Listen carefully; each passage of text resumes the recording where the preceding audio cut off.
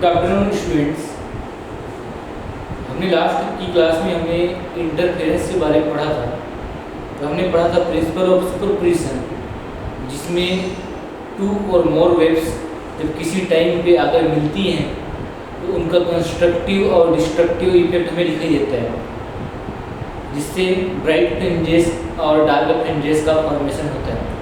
आज हम देखेंगे वो कौन सी नेसेसरी कंडीशन है जिन पे कंस्ट्रक्टिव और डिस्ट्रक्टिव इंटरफेरेंस पॉसिबल होता है। तो आज हम देखेंगे नेसेसरी कंडीशन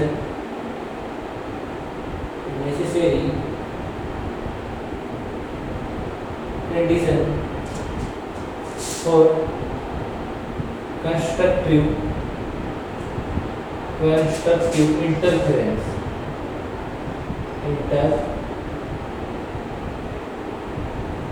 है ना। तो क्या कौन सी कंडीशन है नेसेसरी कंडीशन जिस पे कंस्ट्रक्टिव इंटरफेरेंस होगी। तो आपको पता है कि कंडीशन होगा फर्स्ट होगा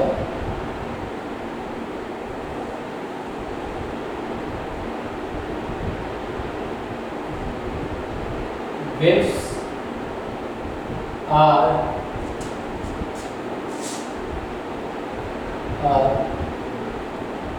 coherent means उनकी फ्रीक्वेंसी क्या होनी चाहिए, सेम है ना। Second, moving in same direction,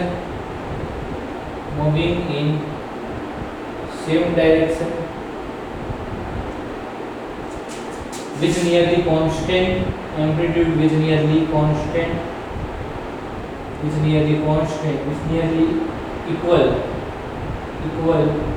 amplitude। ये लाइनें हमने कल भी लिखी थी। आज हम देखेंगे कंस्ट्रक्टिव इंटरफेरेंस में और कुछ कंडीशन क्या होती हैं। देखिए, मान लीजिए हम बनाते हैं वेव्स।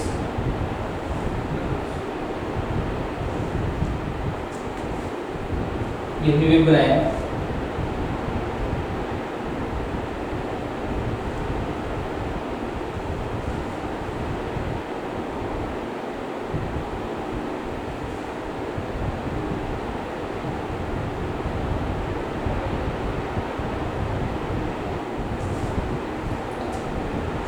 ये है वेव 1। एक और वेव बनाएंगे,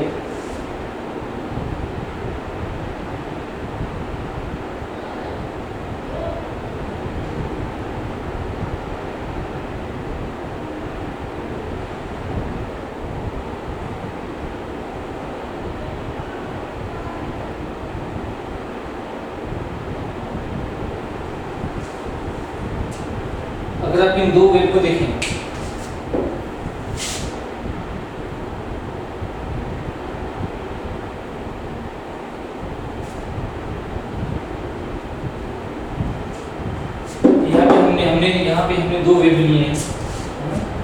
हमने दो वेव लिए हैं, एक का डिस्प्लेसमेंट है ये y1, एक का डिस्प्लेसमेंट है y2। पहले जानते हैं कि हम फेस डिस्प्लेसमेंट और पाथ डिस्प्लेसमेंट क्या होता है। आपको पता होगा कि अगर कोई वेव है, मान लीजिए कोई वेव है कुछ तरीके से,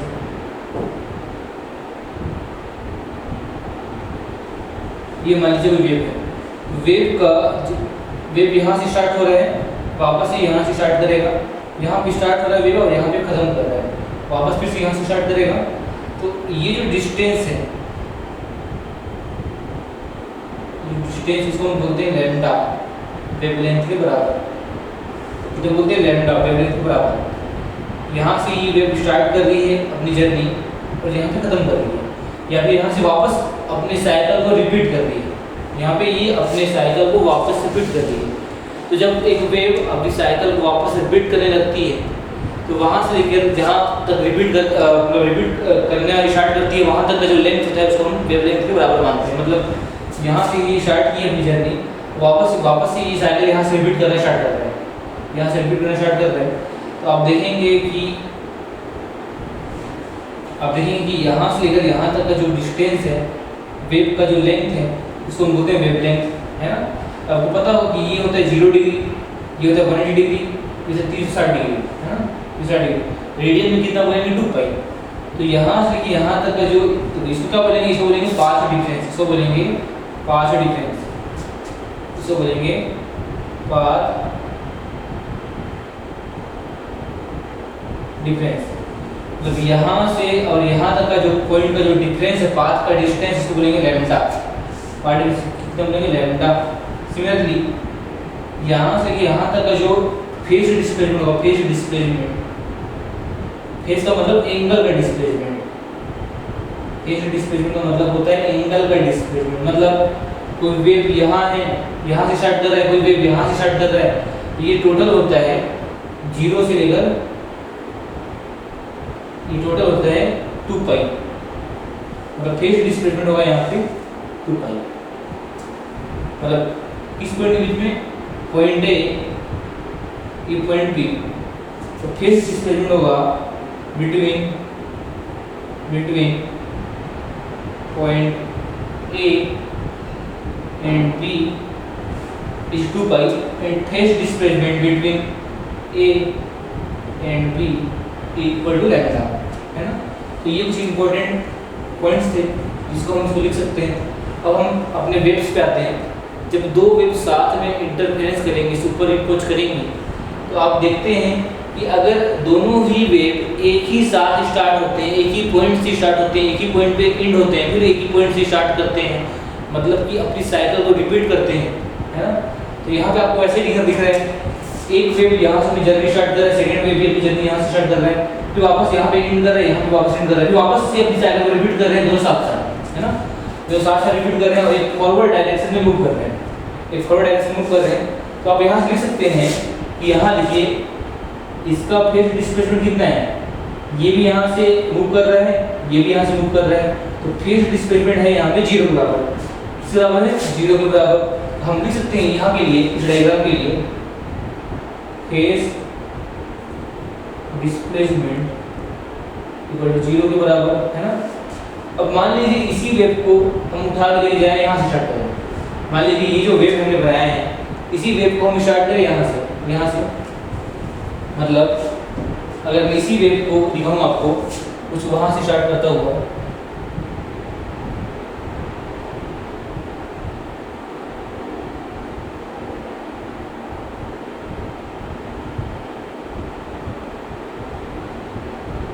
मान लीजिए ये वेव जो सेकंड वेव है, ये जो सेकंड वेव है, ये सेकंड वेव यहाँ से स्टार्ट हो गया, फर्स्ट वेव तो स्टार्ट हो चुकी है, लेकिन सेकंड वेव कहाँ से स्टार्ट है, सेकंड वेव स्टार्ट हो रहा है इस पॉइंट से। यहाँ से कि यहाँ तक का पाथ डिफरेंस कितना है, पाथ डिफरेंस किसके बराबर है, लैम्डा के बराबर है। और फेज डिस्प्लेसमेंट, ये एंगल है 0 डिग्री, ये एंगल है 360 डिग्री, मतलब इनका फेज का डिस्प्लेसमेंट कितना है 2 पाई रेडियन, 360 डिग्री, है ना। ये यहाँ 0 डिग्री से स्टार्ट कर रहा है, एक अपनी जर्नी 360 डिग्री से स्टार्ट कर रहा है। तो ये जहाँ से स्टार्ट कर रहे हैं उनके बीच का जो फेज डिस्प्लेसमेंट कितना है 2 पाई रेडियन के बराबर। तो हम लिख सकते हैं फेज डिस्प्लेसमेंट 2 पाई। मेरा कहने मतलब ये है कि जब फेज डिस्प्लेसमेंट जब 0 डिग्री होगा, जो हमने पहले बनाया था, एक ही पॉइंट से स्टार्ट कर रहा था और एक ही पॉइंट पे एंड कर रहा था, तो वहाँ पे उनका क्रेस्ट और क्रेस्ट, यहाँ पे क्रेस्ट मिल रहा था, यहाँ पे ट्रफ मिल रहा था, फिर क्रेस्ट फिर ट्रफ मिल रहा था। सिमिलरली अगर आप फेज डिस्प्लेसमेंट को 2 पाई कर दें, मतलब अब ये माने कि सेकेंड वेव आगे 2 पाई एंगल से आगे की ओर स्टार्ट हो रहा है, कहाँ से स्टार्ट हो रहा है 2 पाई एंगल से, मतलब फेज डिस्प्लेसमेंट कितना होगा 2 पाई। अगर यहाँ से स्टार्ट हो रहा है तो आप फिर से देखेंगे कि इसका क्रेस्ट मिल रहा है, इसका ट्रफ मिल रहा है, आगे जाएंगे तो फिर क्रेस्ट और क्रेस्ट मिलेगा। तो अगर आप देखें फेज डिस्प्लेसमेंट आप 0 लें, 2 पाई लें, फिर आगे बढ़ाएं 6 पाई, आगे बढ़ाएं 8 पाई, या फिर हम एक जनरल वे में हम बोल सकते हैं फेज डिस्प्लेसमेंट जब आप n पाई लेंगे, n पाई, वेयर n की वैल्यू क्या है 1 2 3 कुछ भी आप पूछ सकते हैं। तो जब आप फेज डिस्प्लेसमेंट 1 2 3 कुछ n पाई में कुछ पुट करेंगे तो आपको फेज डिस्प्लेसमेंट कितना मिलेगा। जैसे मान लीजिए n की वैल्यू आप 0 पुट करेंगे, तो n की वैल्यू जैसे आप 0 डिग्री पुट करेंगे तो कितना बन जाएगा, ये जाएगा 0। n की वैल्यू आप 1 पुट करेंगे तो कितना बनेगा, एक मिनट, ये 2 m पाई होगा, ये 2 m पाई। फिर से स्टार्ट करते हैं। n की वैल्यू जब आप 0 पुट करेंगे तो कितना बनेगा 0, n की वैल्यू 1 पुट करेंगे तो कितना बनेगा 2 पाई, फिर n की वैल्यू आप 2 पुट करेंगे कितना बनेगा 4 पाई, 4 पाई 4 पाई लिख सकते हैं 4 पाई, n की वैल्यू 3 पुट करेंगे कितना बनेगा 6 पाई 8 पाई। तो 2 पाई का एक क्या बन रहा है आपका एक टर्म बन रहा है। मतलब अगर आप फेज डिस्प्लेसमेंट इस फॉर्म में अगर आप वेव का रखें, दो वेव के बीच का फेज डिस्प्लेसमेंट 0, 2 पाई, 4 पाई, 6 पाई रखें तो हमेशा ही दोनों ही वेव्स का क्रेस्ट से मिलेगा, ट्रप से मिलेगा, और जो आपको इफेक्ट दिखाई देगा इफेक्ट आपको एडिंग इफेक्ट देगा। एडिंग इफेक्ट मतलब कंस्ट्रक्टिव इंटरफेरेंस आपको दिखाई देगा। कंस्ट्रक्टिव इंटरफेरेंस जहाँ पे बनता है वहाँ पे हमेशा ही ब्राइट फ्रिंजेस बनती है। ओके, तो इसी बार देखते हैं डिस्ट्रक्टिव इंटरफेरेंस कहाँ पे बने। इसमें हम लिख सकते हैं आपका पाथ डिफरेंस लिख सकते हैं, पाथ डिफरेंस। तो अगर हम पाथ डिफरेंस को लिखें, पाथ डिफरेंस को यहाँ पे पाथ डिफरेंस अगर एक साथ स्टार्ट होगा तो पाथ डिफरेंस कितना होगा 0, कितना स्टार्ट होगा, अगर एक साथ अगर स्टार्ट होगा तो पाथ डिफरेंस कितना होगा 0। अगर यहाँ से स्टार्ट होगा तो तो कितना आएगा, पाथ डिस्प्लेसमेंट आएगा पाई, है ना, कितना आएगा पाई। और अगर आगे और बढ़ें पाई के बाद पाई लैम्डा बोलेंगे इसको, पहले यहाँ से स्टार्ट होगा तो पाथ डिस्प्लेसमेंट कितना है 0। देखिए पाथ डिस्प्लेसमेंट क्या होता है, एक पॉइंट यहाँ से स्टार्ट हो रहा है, एक पॉइंट यहाँ से स्टार्ट हो रहा है, तो उसका बीच में पाथ डिस्प्लेसमेंट होगा लैम्डा। अगर हम दोनों हमको ये बोले कि दोनों वेव एक साथ स्टार्ट हो रहे हैं तो उनका पाथ डिस्प्लेसमेंट होगा 0। अगर एक वेव यहाँ से स्टार्ट हो रहा है, एक वेव यहाँ से स्टार्ट हो रहा है तो पाथ डिस्प्लेसमेंट होगा लैम्डा। फिर अगर इसी वेव को अगर हम आगे स्टार्ट करें, आगे से स्टार्ट करें, अब उसको लिख सकते हैं लैम्डा प्लस लैम्डा। अगर इसको आगे बढ़ाएं ये हो जाएगा 2 लैम्डा, 2 लैम्डा। और आगे बढ़ाएं, आगे बढ़ता जाएगा ना, आगे बढ़ता जाएगा। तो आप कितना लिख लेंगे, इसके बाद हम डिस्ट्रक्टिव इंटरफेरेंस पे बढ़ेंगे। मतलब ये वो फेज डिस्प्लेसमेंट होंगे जहाँ पे आपको हमेशा ही कंस्ट्रक्टिव इंटरफेरेंस मिलेगा। ये वो पाथ डिफरेंस होंगे जहाँ पे हमेशा ही आपको कंस्ट्रक्टिव इंटरफेरेंस मिलेगा, है ना। तो लिख लेंगे इसको। तो हमारे पास आया फाइनल आया 1 2 पॉइंट, थर्ड पॉइंट हम लिखेंगे इसे फाइनल। कंस्ट्रक्टिव इंटरफेरेंस में जो पाथ डिफरेंस आपको मिलता है, पाथ डिफरेंस कितना मिलता है आपको पाथ डिफरेंस मिलता है। पाथ डिफरेंस डेल एक्स बोल सकते हैं। डेल एक्स की वैल्यू आपको मिलती है आपको 0, लैम्डा, 2 लैम्डा, सिमिलरली 3 लैम्डा। आगे बढ़ा जाए लिख सकते हैं n लैम्डा, इसको आप लिख सकते हैं n लैम्डा के बराबर। सिमिलरली फेज डिस्प्लेसमेंट हमें मिला है, फेज डिस्प्लेसमेंट मतलब डेल फाई की वैल्यू हमें कितने मिली है, हमें मिली है 2n पाई के बराबर, है ना, 2n पाई के बराबर। यहाँ पे n की वैल्यू आप कुछ भी पूछ सकते हैं 0, 1, 2, 3, आगे कुछ भी पुट कर सकते हैं। तो हमें ये दो स्टैंडर्ड इक्वेशन मिला है n लैम्डा और 2n पाई। किस केस में, कंस्ट्रक्टिव इंटरफेरेंस। इस केस में कंस्ट्रक्टिव इंटरफेरेंस बनेगा और ये जनरलाइज्ड इक्वेशन होगा जहाँ पे आपको फेज डिस्प्लेसमेंट और आपको पाथ डिफरेंस आपको ये मिलेगा।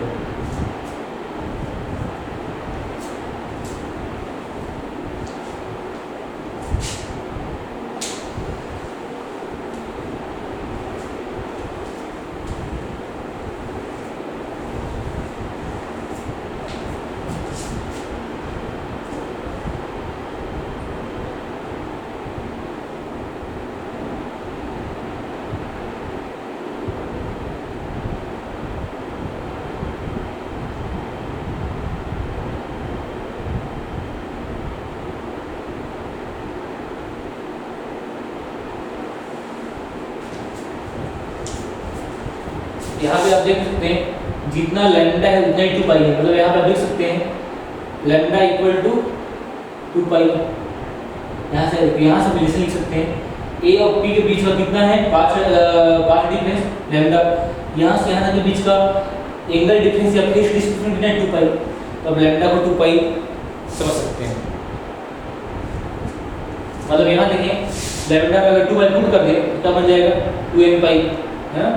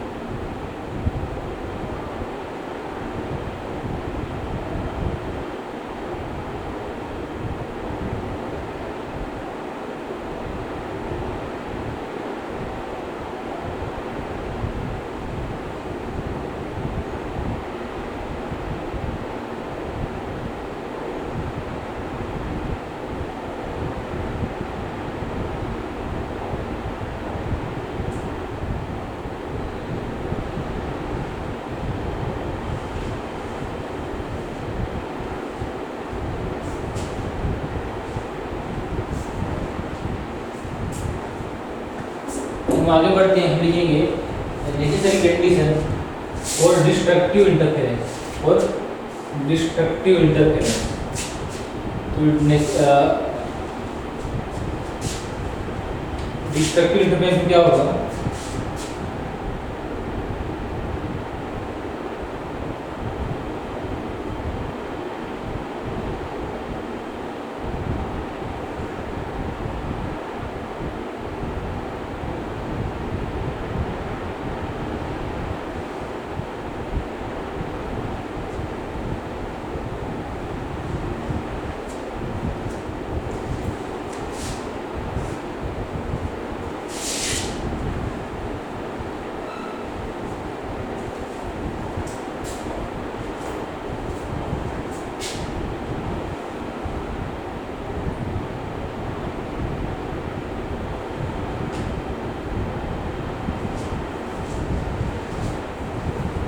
हम लिखते हैं डिस्ट्रक्टिव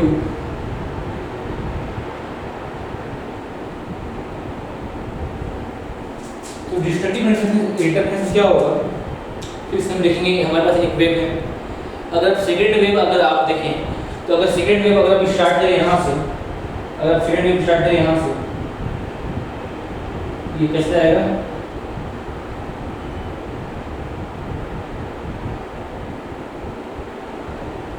कुछ इस तरीके से आ रही है। एक है फर्स्ट वेव, एक है सेकेंड वेव, दोनों ही वेव, एक वेव यहाँ से स्टार्ट हो रहा है, एक वेव यहाँ से स्टार्ट हो रहा है।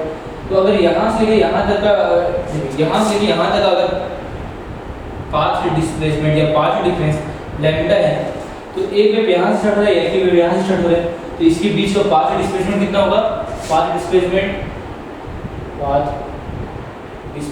कितना होगा, यहाँ से यहाँ तक का लैम्डा बाई 2।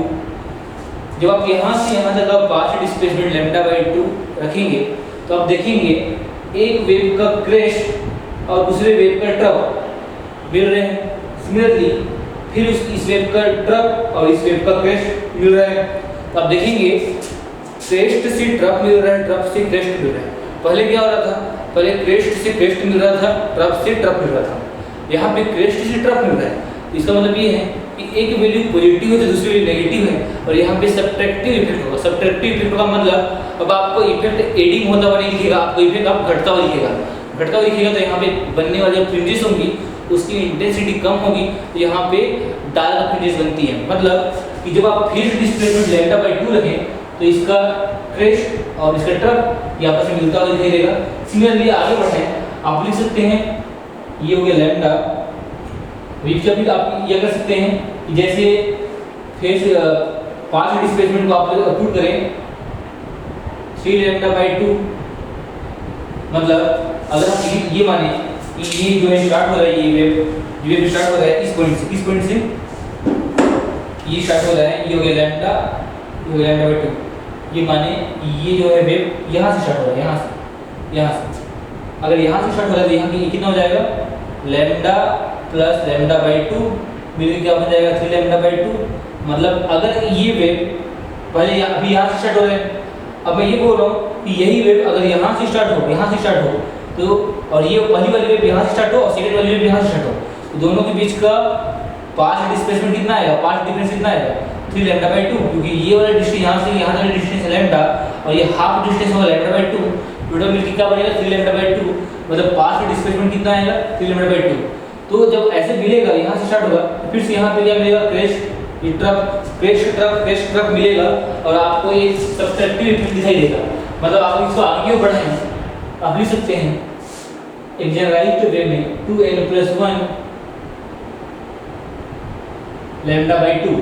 यहाँ पे n की वैल्यू आप क्या रखेंगे 0 1 2 आगे पुट कर सकते हैं। जैसे n की वैल्यू आप 0 पुट किए तो n की वैल्यू 0 पुट करने में ये इक्वेशन क्या बनेगा लैम्डा बाई 2। n की वैल्यू 1 पुट करेंगे क्या बनेगा 2 × 1 2 + 1 3 लैम्डा बाई 2 आगे बढ़ता जाएगा। तो इस तरीके से अगर आप फेज डिस्प्लेसमेंट रखें तो हमेशा ही जो इंटरफेरेंस बनेगा वो डिस्ट्रक्टिव बनेगा, डिस्ट्रक्टिव है ना। अब देखते हैं कि इसका फेज डिस्प्लेसमेंट कितना है, फेज डिस्प्लेसमेंट मतलब डेल फाई कितना आएगा। तो देखें हमने डिस्कस किया था कि लैम्डा की वैल्यू को 2 बाई पुट करते हैं, 2 बाई पुट करते हैं तो लैम्डा को अगर 2 पाई पुट करें यहाँ पे तो क्या बनेगा पाई, ये क्या बनेगा 3 पाई, 3 पाई सिमिलरली 5 पाई, आगे बढ़ते जाएगा। तो यहाँ पे क्या बनेगा ये 2n+1 पाई। यहाँ पे n क्या होगा, यहाँ पे n क्या होगा 0 1 2 3 कुछ भी है ना। तो मतलब अगर n की वैल्यू अगर 0 पुट करते हैं तो क्या बनेगा ये पाई, n की वैल्यू 1 पुट करते हैं क्या बनेगा 3 पाई। मतलब जब आप फेज डिस्प्लेसमेंट देखें, पहले वेव एक वेव स्टार्ट यहाँ से हो रहा है, एक वेव यहाँ से स्टार्ट हो रहा है, तो इन दोनों के बीच में फेज डिस्प्लेसमेंट कितना है 180 डिग्री, क्योंकि पाई का मतलब हो रहा है 180 डिग्री। सिमिलरली अगर एक वेव यहाँ से स्टार्ट हो रहा है और वही वेव एक सेकंड वेव यहाँ से स्टार्ट हो रहा है तो फेज डिस्प्लेसमेंट कितना बनेगा 3 पाई है ना। ये टोटल हो गया 2 पाई प्लस पाई 3 पाई। तो जब फेज डिस्प्लेसमेंट ये बने, पाथ डिस्प्लेसमेंट ये बने, तो हमेशा ही डिस्ट्रक्टिव इंटरफेरेंस होगा, हमेशा ही डिस्ट्रक्टिव इंटरफेरेंस होगा। और हमने पढ़ा है कि डिस्ट्रक्टिव इंटरफेरेंस में हमेशा ही जो बनने वाली फ्रिंजेस होती हैं वो डार्क फ्रिंजेस होती हैं, जिनकी इंटेंसिटी कम होती है ना। तो यहाँ पे कंस्ट्रक्टिव और डिस्ट्रक्टिव इंटरफेरेंस खत्म होता है। और बाकी आप इक्वेशन के फॉर्म में कुछ न्यूमेरिकल्स आते हैं, तो न्यूमेरिकल्स पे कुछ बेस्ड इक्वेशन लिखते हैं, कुछ फार्मूले लिखते हैं। देखिए क्या होगा, जैसे यहाँ पे दो वेव्स मिल रही हैं, तो जो फाइनल जो वेव बनेगी, जब दोनों वेव्स मिलेंगी बनने वाला वेव्स का डिस्प्लेसमेंट होगा y। दो वेव पार्टिसिपेट कर रही है, तो दो वेव पार्टिसिपेट कर रही है तो उनका डिस्प्लेसमेंट होगा y1 प्लस y2। फिर बोल रहा हूँ, दो वेव मिल रही हैं, उनका डिस्प्लेसमेंट क्या होगा y1 और y2। मिलने के बाद जो नया वेव बन रहा है उसका डिस्प्लेसमेंट क्या होगा y के बराबर, देखो y के बराबर। अगर ये एक वेव को माने हम a1 sin ओमेगा t, दूसरे वेव को माने a2 sin omega t plus i। दो वेव ले रहे हैं, देखिए हमने दोनों ही वेव्स की फ्रीक्वेंसी क्या है इक्वल रखा है, यहाँ पे भी ओमेगा यहाँ पे भी ओमेगा है, मतलब उनकी फ्रीक्वेंसी क्या है इक्वल। हमने कंडीशन लिखा था कि जो वेव्स इंटरफेरेंस करती हैं सुपर इम्पोज होती हैं उनकी फ्रीक्वेंसी क्या होनी चाहिए इक्वल होनी चाहिए है ना। फ्रीक्वेंसी में इक्वल रखा है। यहाँ पे फेज डिस्प्लेसमेंट कितना है, यहाँ पे ओमेगा टी फाई की वैल्यू कितना है, यहाँ पे 0, यहाँ पे कितना है फाई, मतलब यहाँ पे फेज डिस्प्लेसमेंट है, फेज डिस्प्लेसमेंट यहाँ पे जो हम डेल फाई लिखते थे वो यहाँ पे फाई के बराबर है, आप देख सकते हैं है ना। और पाथ डिफरेंस को आप वही लिखेंगे डेल एक्स, पाथ डिफरेंस आप लिखेंगे डेल एक्स है ना। तो जब ये दोनों ही वेव्स मिलेंगी, मिलने के बाद इनका जो नया वेव बनेगा, अगर हम उसकी एम्पलीट्यूड के बारे में बोलें कि उसका एम्पलीट्यूड क्या होगा, तो उसका एम्पलीट्यूड का एक्सप्रेशन होगा ये बनने वाली नई वेव्स का एक्सप्रेशन है ना, बनने वाली नई वेव्स का एक्सप्रेशन है। तो ए रिजल्टेंट का मतलब जो बनने वाला वेव उसको बोलेंगे रिजल्टेंट, क्योंकि बनने वाला वेव्स को रिजल्टेंट बोल सकते हैं। जो रिजल्टेंट एम्पलीट्यूड है उसकी वैल्यू आएगी a1 square plus a2 square plus 2a1 a2 cos phi के बराबर है ना, cos फाई के बराबर। ये इक्वेशन होता है कि देखिए यहाँ पे इसकी एम्पलीट्यूड कितना है a1 है ना। एम्पलीट्यूड का मतलब क्या होता है मैक्सिमम डिस्प्लेसमेंट, मैक्सिमम डिस्प्लेसमेंट यहाँ से कि यहाँ तक का डिस्प्लेसमेंट कितना है मैक्सिमम, इसकी वैल्यू मान लीजिए ये वेव का नाम है y1, इस वेव का जो मैक्सिमम डिस्प्लेसमेंट है वो किसके बराबर होगा a1 के। सेकंड वेव का डिस्प्लेसमेंट किसके बराबर होगा a2 के, मान लीजिए a2 यहाँ नहीं है, सेकंड वेव का a2 बराबर है ना। तो दो वेव्स हैं, दोनों का मैक्सिमम डिस्प्लेसमेंट को बोलते हैं एम्पलीट्यूड। तो एम्पलीट्यूड आपको दिया गया a1 a2। तो अगर आप उनसे बनने वाले वेव्स जिसको हम बोलेंगे रिजल्टेंट वेव, तो क्या बोलेंगे yr को, yr क्या है रिजल्टेंट वेव, yr क्या है आपका रिजल्टेंट वेव है ना, रिजल्टेंट वेव है। तो ये आया क्वेश्चन, इसको आप लिख लेंगे, इसके बाद आगे बढ़ते हैं।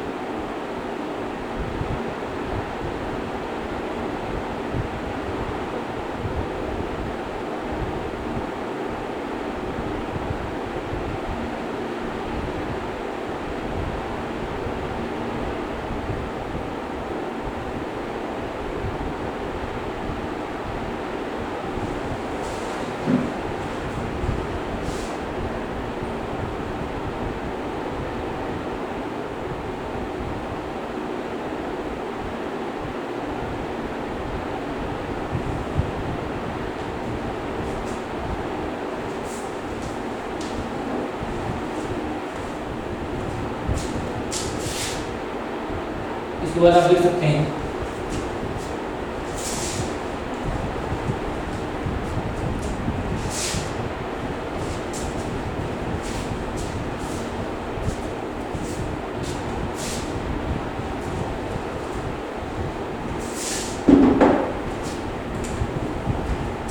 लिख सकते हैं intensity of light, intensity of light wave,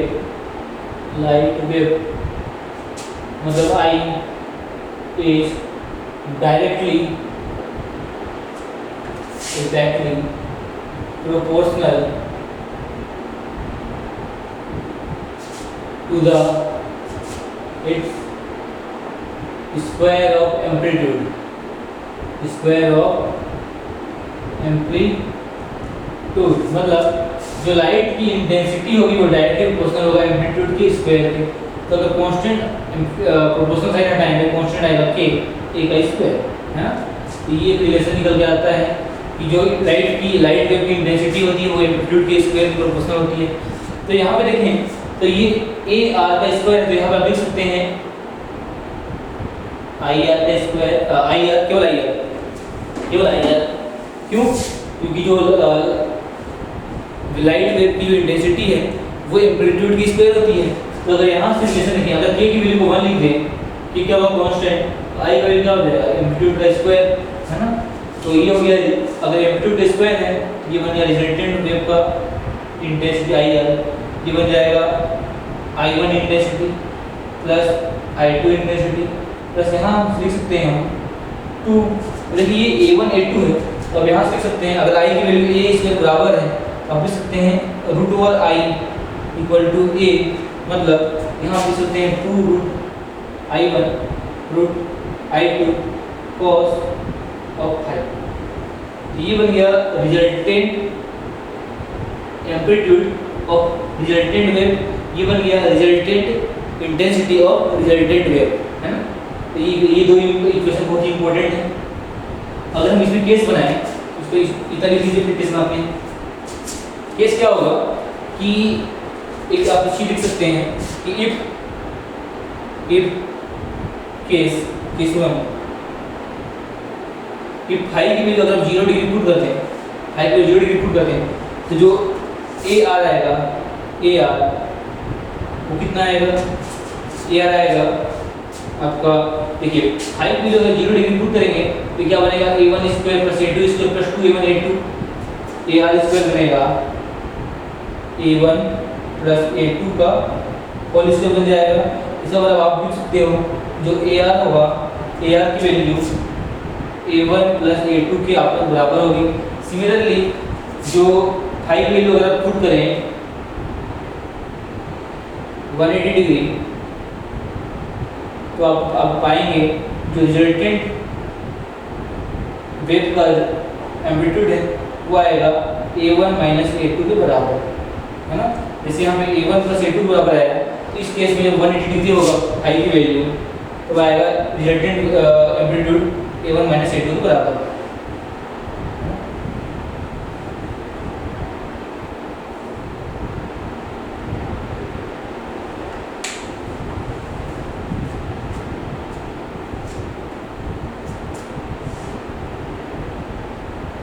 तो यहाँ पे जो एम्पलीट्यूड बन रहा है यहाँ पे दोनों ऐड होगा, ऐड होने से क्या जो ए आर है, ए आर की वैल्यू क्या मिलेगी आपको मैक्सिमम, यहाँ पे क्या मिलेगा ए आर की वैल्यू आपको मिनिमम।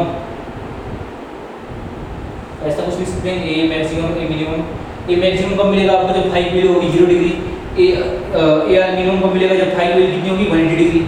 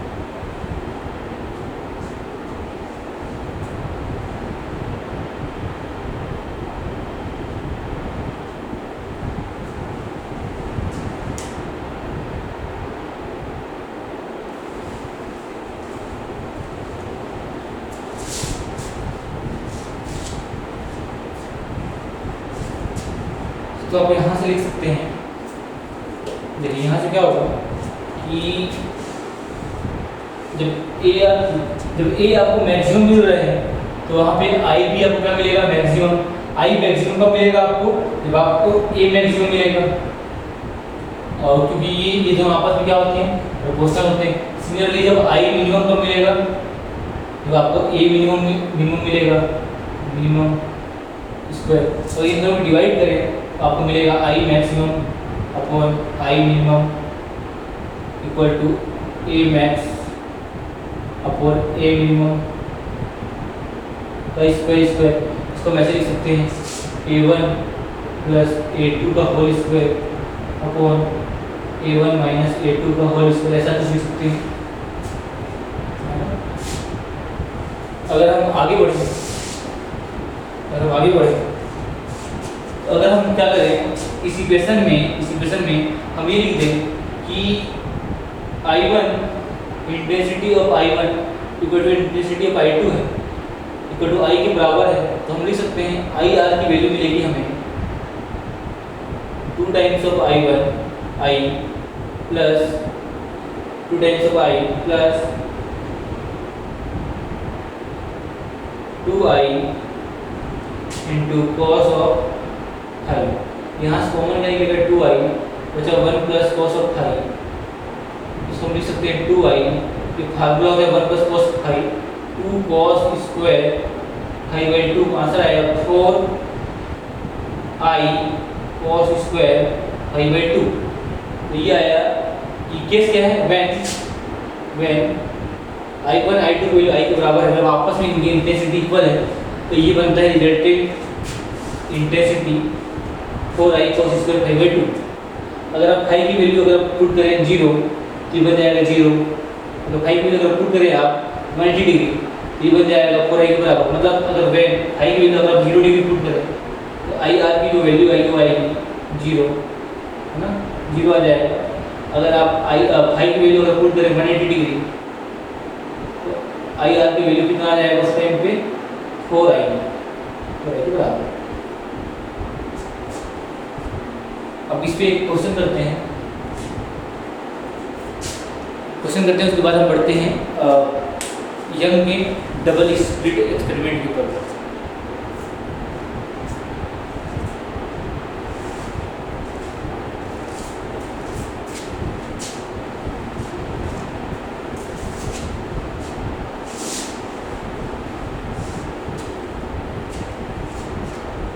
मान लीजिए हमारे पास 2 वेव्स है, 2 वेव्स है हमारे पास, 2 वेव्स है ना, 2 वेव्स है हमारे पास y1 एंड y2। इनका आपको दिया गया है एम्पलीट्यूड a1 और a1 दिया गया है आपको, इसकी a1 की वैल्यू दी गई है आपको 4 टाइम्स ऑफ A1 की वैल्यू दी गई है 4 टाइम्स ऑफ A2 और आपको दी गई है आपको फेस डिस्प्लेसमेंट आपको दिया गया है 0 डिग्री और आपसे पूछा गया है कि बताओ इनके मैक्सिमम इंटेंसिटी और मिनिमम इंटेंसिटी का रेशियो क्या होगा। तो आपने पढ़ा है कि जो मैक्सिमम इंटेंसिटी बनता है वेव का, जो मिनिमम इंटेंसिटी बनता है, ये इनके एम्पलीट्यूड के मैक्सिमम क्वांटिटी के स्क्वायर के बराबर होते हैं और जो ये मैक्सिमम वैल्यू होती है तो बराबर होते हैं A1 प्लस A2 के स्क्वायर के अपॉन A1 माइनस A2 के स्क्वायर के। तो अगर आप देखें तो आप लिख सकते हैं जब A1 और A2 का वैल्यू 4 टाइम्स ऑफ A2 है तो हम इसके A1 को 4 A2 लिखेंगे, A2 को लिखेंगे A2, तो कितना बन जाएगा 5A2 का स्क्वायर मतलब 25 A2 का स्क्वायर ये बनेगा। यहाँ लिखेंगे A1 को 4A2 तो A2 में घटेगा कितना आएगा 3A2, 3 कैसे कितना होगा 9A2 का स्क्वायर। तो यहाँ से आपका आंसर आ गया A2 कैंसिल हो गया, आंसर आ गया 25/9। या फिर हम ये बोल सकते हैं कि जो इनकी इनका जो रेशियो है वो 25:9 के बराबर है। इस प्रकार के आपको इजी क्वेश्चन आपको न्यूमेरिकल इस पे देखने को मिलते हैं। सिंपल सा कॉन्सेप्ट है। इंटरफेरेंस होगा तो क्या कंडीशन याद रखना, डिस्ट्रक्टिव इंटरफेरेंस होगा तो क्या कंडीशन होगा याद रखना, और जब ये लोग मिलते हैं तो इनके जो रिजल्टेंट वेव बनता है, रिजल्टेंट वेव का जो एम्पलीट्यूड होता है उसका इक्वेशन क्या होता है याद रखना। इंटेंसिटी क्या होता है, वो intensity is directly proportional to amplitude का स्क्वायर, याद रखना। सिंपल इक्वेशन आएंगे, क्वेश्चन आएंगे, न्यूमेरिकल्स आएंगे, बन जाएंगे उससे, है ना। आगे बढ़ते हैं यंग्स डबल स्लिट एक्सपेरिमेंट पे।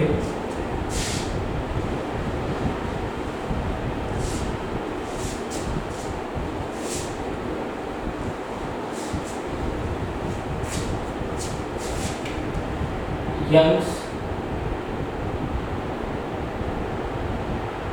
डबल स्लिट एक्सपेरिमेंट, यंग ने क्या किया, यंग ने बोला कि हमारे पास एक सोर्स है, मान लीजिए एस, है ना, इसको हम दो अलग अलग स्लिटों से पास कराएंगे। दो अलग स्लिटें मतलब ये स्लिटें ऐसी हैं कुछ,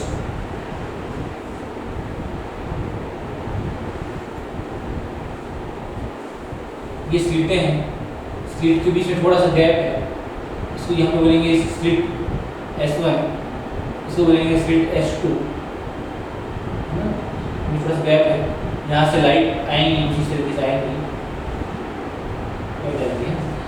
तो हमने ये चीज़ पहले ही पढ़ा है कि हम ऐसा क्यों करते हैं। जो प्रिंसिपल ऑफ सुपरपोजिशन है, जो इंटरफेरेंस है, उसमें आपको फ्रीक्वेंसी इक्वल चाहिए होती है। अब फ्रीक्वेंसी जब अगर दो अलग अलग सोर्स आप ले लें तो उनकी फ्रीक्वेंसी कभी भी इक्वल नहीं होती है। मैंने लिखा था frequency of any two sources never be same. जब सेम नहीं होती तो हमने क्या दिमाग लगाया, हमने लगाया कि आप एक ही सोर्स ले लो, उससे दो सोर्स बना लो, एक ही सोर्स ले लो, उससे दो सोर्स बना लो। मतलब हमने पढ़ा था स्टार्टिंग में, हाइजन ने बताया था कि जब सोर्स से वेव फ्रंट आगे की ओर बढ़ती हैं तो वेव फ्रंट का हर एक पॉइंट सेकेंडरी वेवलेट की तरह बिहेव करता है, मतलब सेकेंडरी सोर्स की तरह बिहेव करता है। बिल्कुल हमने उसी प्रिंसिपल का यूज किया। हमने क्या किया, एक सोर्स है हमारे पास, प्राइमरी सोर्स,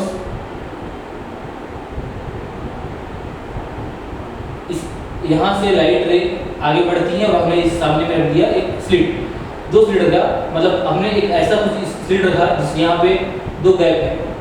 तो यहाँ पे ये जो सोर्स बिहेव करेगा S1 की तरह, ये सोर्स बिहेव करेगा S2 की तरह, तो यहाँ से जो वेव फ्रंट आगे की ओर बढ़ेंगे, वेव फ्रंट कैसे बढ़ेंगे आगे की ओर, ऐसे बढ़ेंगे आगे की ओर। वेव फ्रंट हमने देखा था, यहाँ से कैसे बढ़ेंगे, यहाँ से ऐसे बढ़ेंगे। और सामने में अगर आप एक स्क्रीन रख देंगे, क्या है आपका एक स्क्रीन, इसको बोलेंगे स्क्रीन, इसको बोलेंगे स्क्रीन।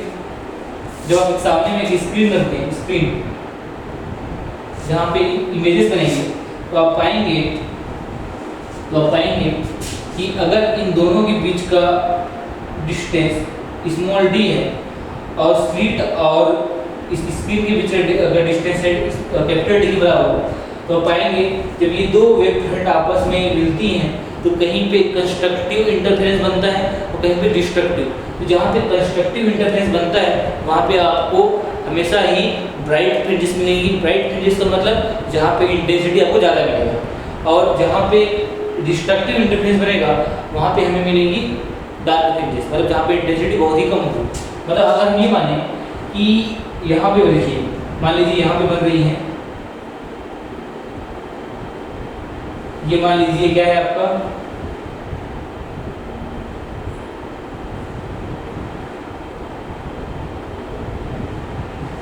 ये मान लीजिए है आपका ब्राइट फ्रिंजेस, ये मान लीजिए आपका है ब्राइट फ्रिंजेस। जब आप इसको किसी स्क्रीन पे आते हैं, स्क्रीन पे ये मान लीजिए स्क्रीन है, ये क्या है आपका स्क्रीन। स्क्रीन पे आपको क्या दिखता है, जब ये कंस्ट्रक्टिव इंटरफेरेंस और डिस्ट्रक्टिव इंटरफेरेंस करती हैं तो कहीं भी आपको इंटेंसिटी आपको ज़्यादा दिखती है, यहाँ पे इंटेंसिटी आपको ज़्यादा दिखती है तो आपको ब्राइट फ्रिंजेस दिखते हैं। फिर उसके बाद आपको फिर से आपको कुछ इस तरीके से आपको पहले ब्राइट फ्रिंजेस दिखाई देंगी, उसके बाद आपको दिखाई देंगी डार्क फ्रिंजेस, और ये आगे बढ़ती जाएंगी, पहले ब्राइट डार्क फिर डार्क, है ना। तो इस टाइप के आपको फ्रिंजेस आपको बनती हुई दिखाई देती हैं स्क्रीन पे। तो ये यंग ने अपने एक्सपेरिमेंट के थ्रू प्रूव किया था कि इस तरीके से बनती हैं, इस तरीके से बनती हैं। तो यहाँ पे हम निकालें कि ये जो ब्राइट फ्रिंज है, इस फ्रिंज का जो फ्रिंज विड्थ है, फ्रिंज विड्थ, ब्राइट फ्रिंज हम निकालना चाहते हैं विड्थ ऑफ ब्राइट फ्रिंज, इसको हम बोलते हैं बीटा। और इसकी वैल्यू बराबर होती है लैम्डा डी बाई डी के बराबर होती है। फार्मूला याद रखना है, लैम्डा डी बाई डी के बराबर होती है। ये जो विड्थ ऑफ ब्राइट फ्रिंजेस होती है, आगे लिखेंगे पहला point, width of bright fringes बराबर होती है लैम्डा डी बाई डी के। सेकंड पॉइंट हम इसमें लिख सकते हैं कि जो विड्थ ऑफ ब्राइट फ्रिंजेस है ये बराबर होती है जो बीटा है, मतलब विड्थ ऑफ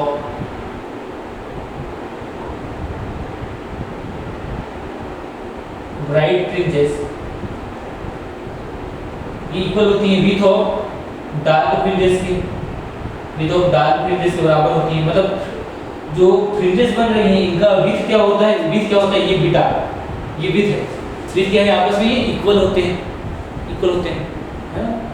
और अगर आप इस स्क्रीन को या इस पूरे सेटअप को किसी, अभी ये एयर में, अभी यहाँ पे आसपास क्या है, एयर है, तो अगर आप किसी दूसरे मीडियम में पुट कर दें जो एयर ना हो, तो वहाँ पे जो उसका बीटा बन जाता है, उसका बीटा बनता है। इफ हम देखने मतलब ये है कि हम if we put the above setup in different medium, अगर हम डिफरेंट मीडियम में इस पूरे सेटअप पुट कर दें तो जो बीटा है वो बन जाता है लैम्डा डी बाई डी, और यहाँ पे आ जाता है म्यू। म्यू क्या होता है, म्यू होता है आपका रिलेटिव परमिबिलिटी, नहीं म्यू होता है रिफ्रैक्टिव इंडेक्स। म्यू क्या होता है आपका, म्यू होता है आपका रिफ्रैक्टिव इंडेक्स,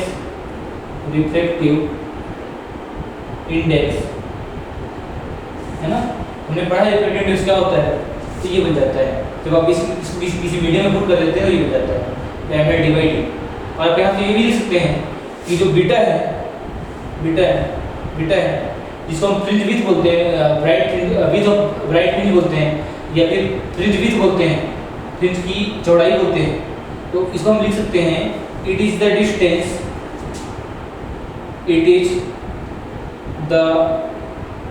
डिस्टेंस बिटवीन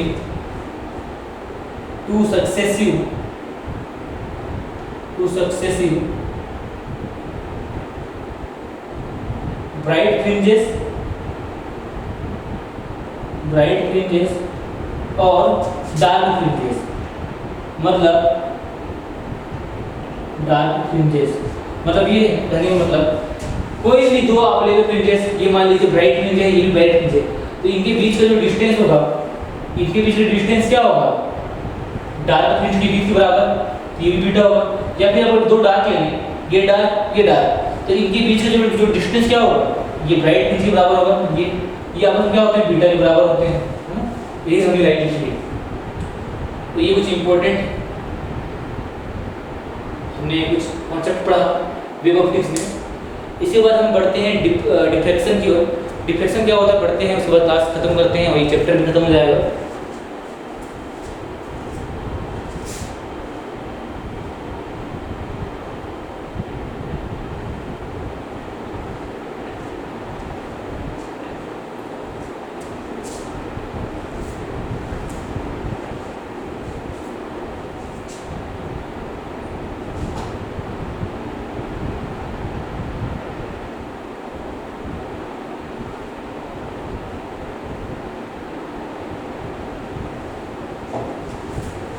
यहाँ पे एक और फार्मूला याद रखेंगे आप लोग। एक फार्मूला होता है स्लिट, जो हमने दो स्लिट बनाए हैं, slit S1 S2, slit to with ratio पूछा जाता है कभी स्लिट टू विथ रेशियो।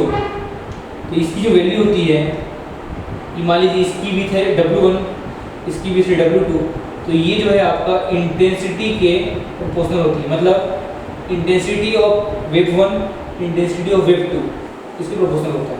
तो ये भी याद रखेंगे आपको,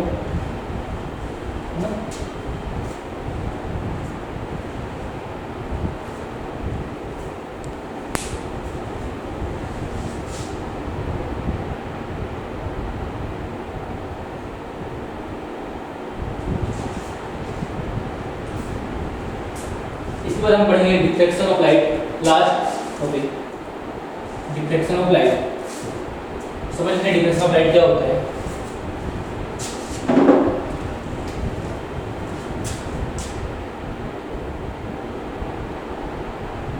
डिफ्रेक्शन ऑफ लाइट, हिंदी में बोलते हैं इसको विवर्तन। बहुत इजी होता है, समझेंगे इसको। इस डायग्राम में मैं मिटाने जा रहा हूँ।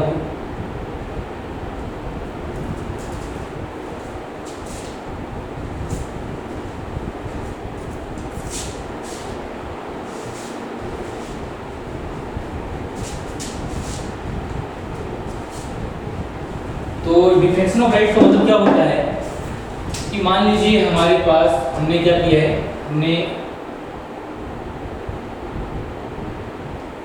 ये मान लीजिए है हमारा एक ऑब्स्टेकल है ना, और ये है हमारा एक स्क्रीन। क्या है ये? स्क्रीन। तो होता क्या है, अगर मान लीजिए कोई लाइट आ रही है, दो लाइट आ रही है इस तरीके से, दो लाइट आ रही है ऐसे, तो होना क्या चाहिए कि अगर ये ऑब्स्टेकल है तो यहाँ से इसकी किनारों से टकरा कर लाइट को सीधा आगे की ओर मूव कर जाना चाहिए, ऐसा है ना, ऐसा इसको मूव कर जाना चाहिए लाइट को, है ना। मतलब आप अगर स्क्रीन को देखें तो लाइट अगर ऐसे आ रही है तो सीधा ऑब्स्टेकल से टकरा कर सीधा आगे की ओर बढ़ेंगी और आपको स्क्रीन पे केवल इतना सा पार्ट आपको क्या दिखाई देना चाहिए, आपको ब्राइट। बाकी पार्ट क्या दिखाई देना चाहिए, आपको शैडो, है ना। फिर से रिपीट कर रहा हूँ, लाइट आ रही है ऐसे, केवल इतना सा पार्ट आपको लाइट की वजह से आपको ब्राइट दिखाई देना चाहिए, ब्राइट। बाकी पार्ट आपको शैडो दिखाई देना चाहिए, शैडो, डार्क की तरह। लेकिन होता क्या है, लाइट इन किनारों से टकरा कर थोड़ा ऊपर की ओर उठ जाती है, मतलब बैंड जाती है, ऐसा थोड़ा ऊपर की ओर बैंड जाती है कुछ ऐसा। जो आपको जहाँ शैडो दिखना चाहिए वहाँ पे आपको पूरा क्या दिखती है, आपको पूरा ये पूरा क्या दिखता है, आपको पूरा ये आपको पूरा दिखता है, आपको ब्राइट दिखता है, आपको पूरा दिखता है, आपको ब्राइट। तो यहाँ पे भी क्या बनता है, ब्राइट फ्रिंजेस और डार्क फ्रिंजेस यहाँ पे बनती हैं। यहाँ पे भी क्या होता है, ये पॉइंट है, ये पॉइंट है। अगर लाइट रे है, ये भी लाइट रे है, दोनों पैरेलल है, अगर हम इसे परपेंडिकुलर एक लाइन खींचें तो इसको क्या बोलेंगे, वेव फ्रंट। यही वेव फ्रंट जैसे टकराएगी यहाँ पे आएंगी, ये वेव फ्रंट यहाँ पहुँचा, यहाँ पहुँच के यहाँ टकराने के बाद ये आगे की ओर मुड़ गया, बेंड हो गया। तो यहाँ से बना चाहिए शैडो, लेकिन शैडो नहीं बना, आपको क्या बना, ब्राइट फ्रिंजेस बना। इसको हम बोलते हैं डिफ्रेक्शन फिनोमेना, जहाँ पे आपको लाइट आपको बेंड होती हुई दिखाई देती है और आपको ब्राइट फ्रिंजेस और डार्क फ्रिंजेस अपना भी यहीं पे आपको दिखते हैं, डार्क फ्रिंजेस, है ना। तो दोनों में डिफरेंस क्या होता है, यंग का और ये डिफ्रेक्शन ऑफ लाइट में दोनों का डिफरेंस क्या होता है, इसको हम समझ सकते हैं कुछ इस तरीके से। एक ग्राफ बनाता हूँ, ग्राफ समझ में आ जाएगा।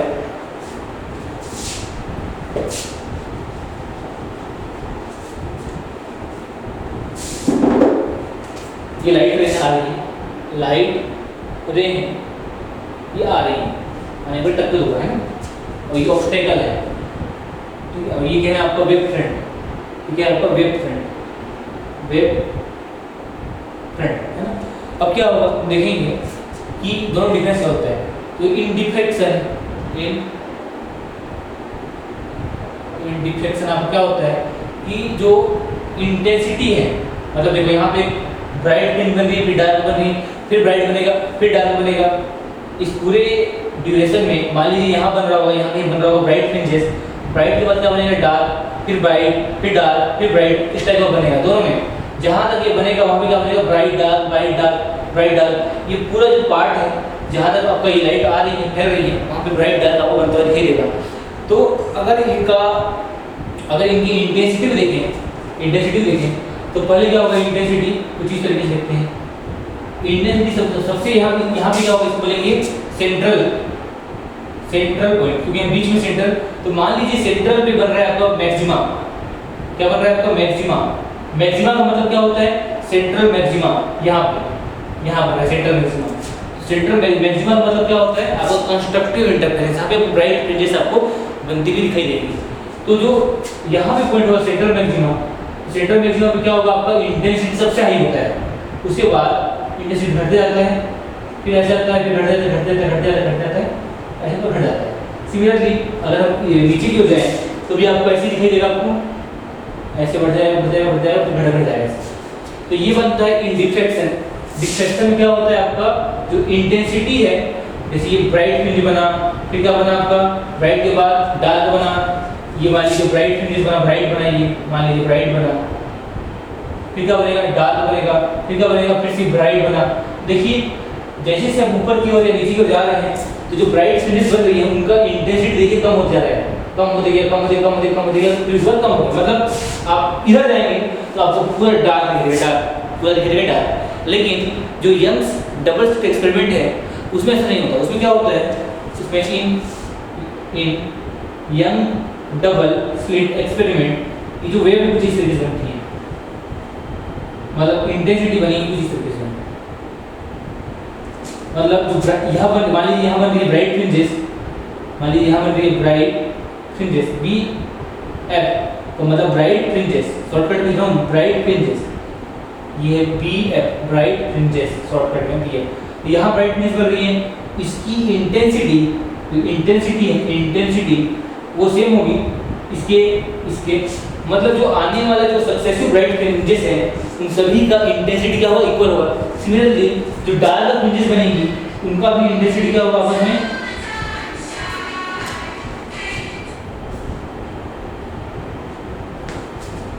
सिमिलरली जो आने वाली जो डार्क फ्रिंजेस है उनका भी क्या होगा इंटेंसिटी आपस में इक्वल होगा। तो ये दो डिफरेंस होता है डिफ्रैक्शन और यंग डबल स्लिट एक्सपेरिमेंट। ये ग्राफ बना लेंगे आप लोग। और आज ये टॉपिक और चैप्टर 1 खत्म होता है। मिलते हैं नेक्स्ट चैप्टर के साथ। Thank you.